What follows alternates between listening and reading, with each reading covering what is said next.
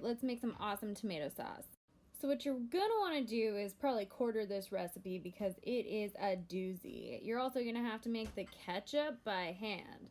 For those of you who don't know, the Columbian Exchange is a period of time following the voyage of Christopher Columbus in 1492, which resulted in an exchange of diseases, ideas, peoples, and food crops between the continents across the Atlantic.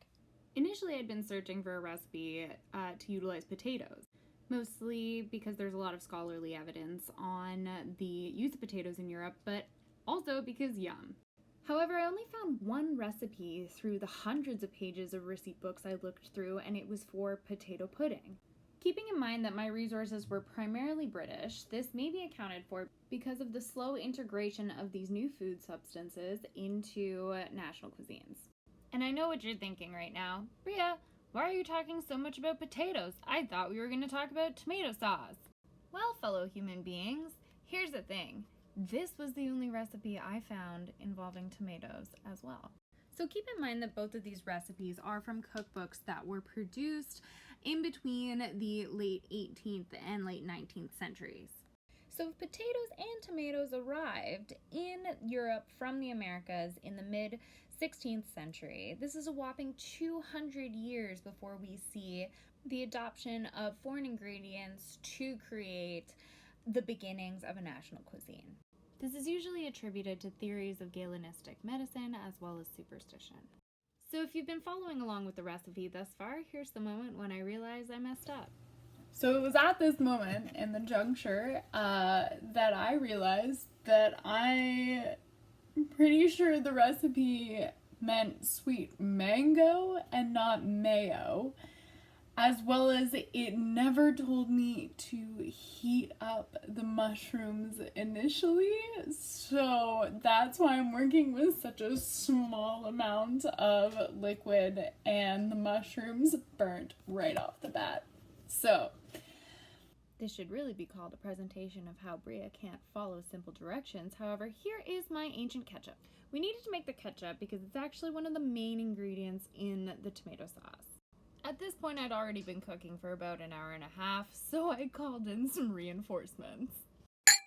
I did mention earlier the suggestion of quartering this recipe because the idea of 24 tomatoes seems a little extreme, so that is what we did, but I will leave up the original recipe just to maintain the clarity of the primary source.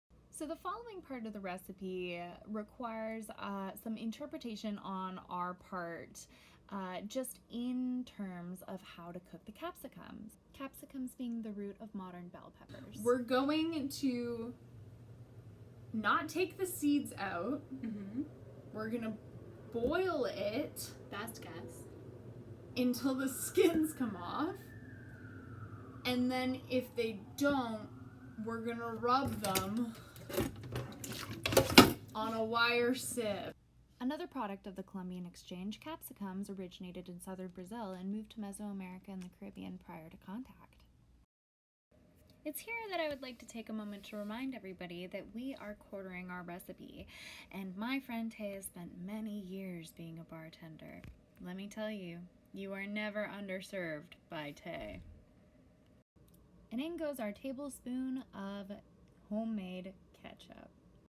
By now you might be wondering, well, hold on, Bria, so when did tomato sauce become a national cuisine, especially in Italy? Well, fellow human being who lives on this planet with me, I will tell you that the first documented authentic recipe to include tomatoes in Italy appeared in 1692, written by Antonio Latini. And it wasn't until 1830, when pasta became cheaper and more accessible, that it began to be dressed with tomato sauce. One eternity later.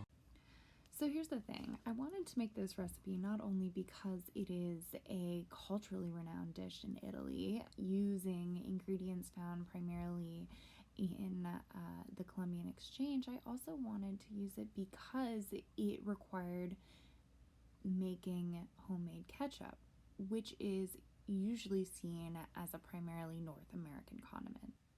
So not only can you see pasta sauce or tomato sauce become a culturally renowned dish within Europe, you can see the amalgamation of this ketchup which is primarily a mushroom-based sauce, and tomato sauce to create a new ingredient for North American consumption.